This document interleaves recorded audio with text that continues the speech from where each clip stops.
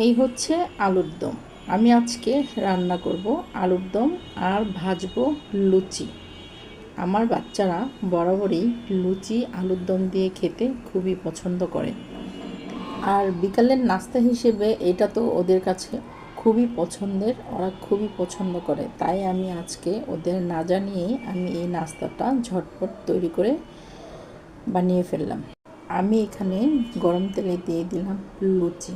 লুচিগুলো ফুললে দেখতে অবশ্য অনেক সুন্দর লাগে, তবে আমি দোকানি ভাইদের মতো অত নরম করি না, কারণ লুচিটা আমার কাছে এবং আমার বাচ্চাদের কাছে একটু মচমচা হলেই খুব পছন্দ।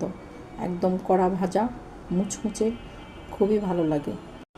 আর হোটেলে যে লুচিগুলি ভাজে ওগুলি আমার একেবারেই অপছন্দ, ওরাও খেতে চায় না।